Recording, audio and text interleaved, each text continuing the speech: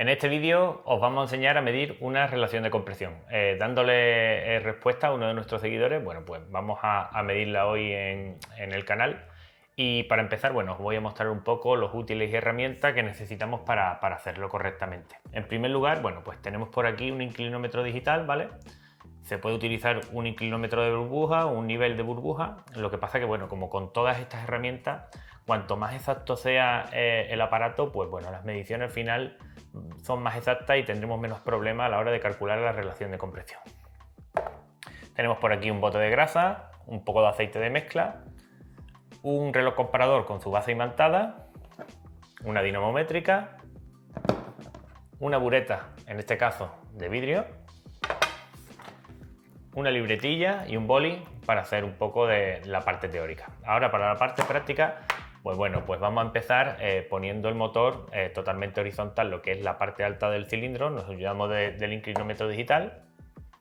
Luego, con la base imantada y el reloj comparador, pues lo que vamos a hacer es marcar bien el punto muerto superior. Esto es muy importante porque a partir de ahora ya el cigüeñal no lo podremos mover, ¿vale? Ya tenemos el pistón en la parte de arriba y ahí se debe de quedar. Luego, pues utilizamos un poco de grasa, ¿vale? Para sellar un poco lo que es el contorno de lo que es el pistón en el cilindro, así pues no habrá pérdidas, ¿no? del líquido que le vertamos.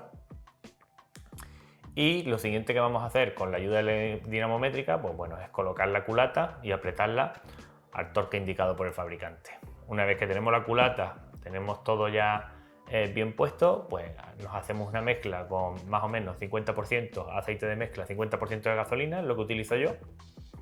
Rellenamos la bureta hasta el cero y bueno, si tenemos un soporte la podemos colocar en el soporte, si no con la mano. Empezamos a vertir por el agujerito de la bujía, ¿vale? Hasta que llegue hasta la primera, justo hasta la primera hilo de rosca de la bujía. Ahí es donde más o menos tenemos que parar, ahí es hasta donde más o menos estaría ya la bujía y comprime un poco la mezcla del cilindro.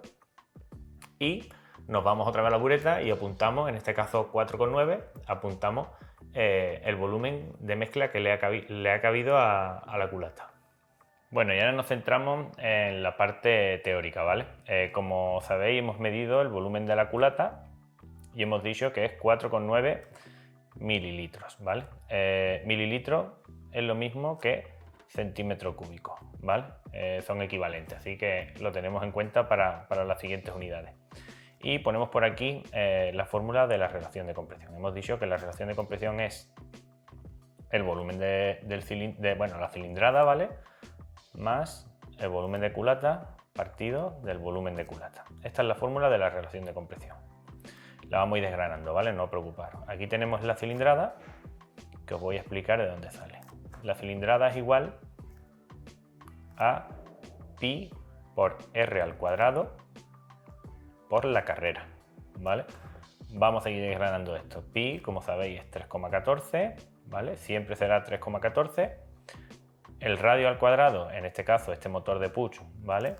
Tiene el radio es igual al diámetro partido por 2. Este motor de push tiene 38,4 de diámetro, que partido por 2 sería 19,2 milímetros.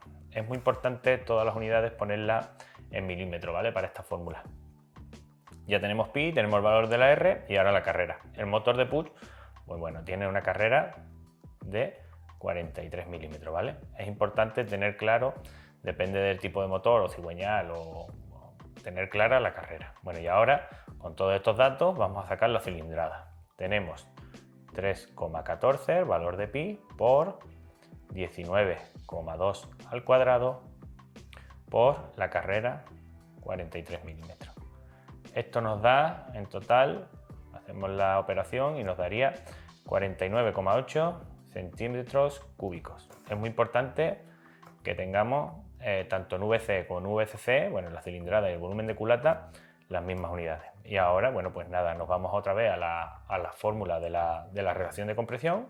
Tenemos aquí la cilindrada, 49,8 más 4,9, todo partido de 4,9. Y esto nos daría 11,1 a 1. Y esta sería nuestra relación de compresión.